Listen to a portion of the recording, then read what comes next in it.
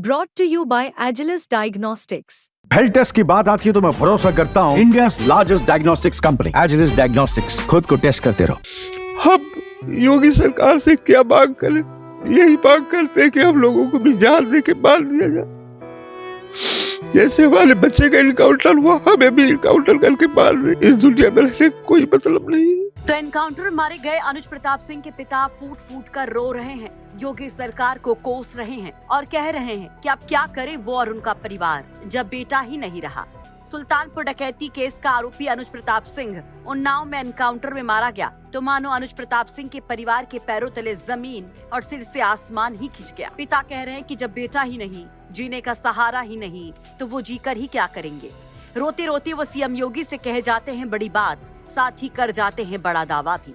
हमारा बच्चा 22 साल का था, 2023 में बीए पास हुआ और हमारा घर का सहारा था हमारा बच्चा, और हमारा पूरा परिवार बिखर गया। हम योगी सरकार से क्या मांग करें? यही मांग करते हैं कि हम लोगों को भी जान दे के मार दिया जाए। जैसे हमारे बच्चे का इनकाउंटर हुआ, हमें भी इनकाउंटर करके मार दे। इस दुनिया में रहने का कोई मतलब नहीं है। एक लड़के का दर्द, सही जाहिर सी बात है, पिता है, बहुत बड़ा दर्द हुआ है, लेकिन जिस तरीके से इनकाउंटर हुआ, क्या लगता है लड़का आपका इतनी बड़ी घटना कर सकता था? क्योंकि ये लड़का आपने पाला पोसा था, क्या इतनी बड़ी घटना कर सकता था? हमारा लड़का इतनी बड़ी घटना नहीं कर सकता था, ना ही इस घटने में वो इन्वॉल्व था। सिर्फ सूरत में उसका एक केस था। मोहनगंज थाने में मुझे वीडियो दिखाई गई, लेकिन उस वीडियो में हमारे बच्चे का कोई भी चेहरा मैच नहीं कर रहा था। इसमें सिर्फ उसको बिना मतलब फंसाया गया। हमारे पूरी ग्राम सभा में 10 किलोमीटर की एरिया में कोई भी बच्चा हमारे बच्चे के खिलाफ एक शब्द नहीं बता सकता कि हमारा बच्चा किसी से लड़ाई किया, किसी से झगड़ा किया, किसी की बहन बेटियों के ऊपर कभी बुरी नज़र डाला। कभी कोई भी नहीं। कितने भी प्रेस मीडिया वालों ने पूछा, लेकिन कभी भी कोई भी बुराई किसी भी आदमी के मुंह से आज तक नहीं सुनाई गई। सिर्फ सरकार की मनमानी है। क्या सरकार से मांग करें भैया?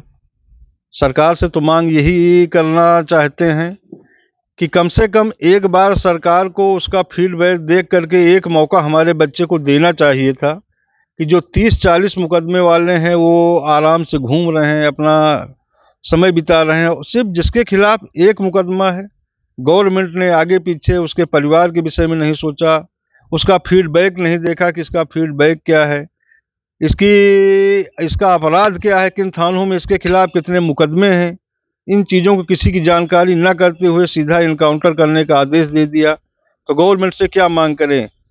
अब गवर्नमेंट की जो मर्जी हो वो करे। हम तो गवर्नमेंट से यही मांग करते हैं कि हम लोगों को अभी इनकाउंटर कर दिया जाए।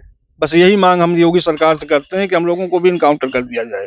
इस दुनिया में रहने का अब हम लोगों का भी कोई मन नहीं है। यूपी तक संवाददाता से बात करते हुए अनुज के पिता रोने लगते हैं और कहते हैं कि खालिस राजनीति की भेंट चढ़ गया उनका बेटा।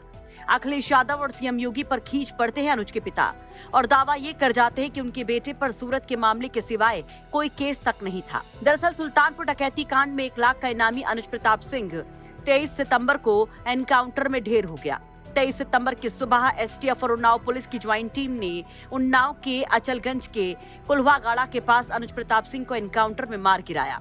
मंगेश यादव के बाद अनुज प्रताप सिंह के एनकाउंटर पर विरोधी हमलावर हो गए। सवालों की बौछारें होने लगी तो परिवार भी उठाने लगा कई सवाल। वैसे अनुज प्रताप सिंह के पिता के इन बयानों पर आप क्या कहेंगे? कमेंट बॉक्स में अपनी राय जरूर रखिए। अमेठी से अमित त्रिपाठी की रिपोर्ट, यूपी तक।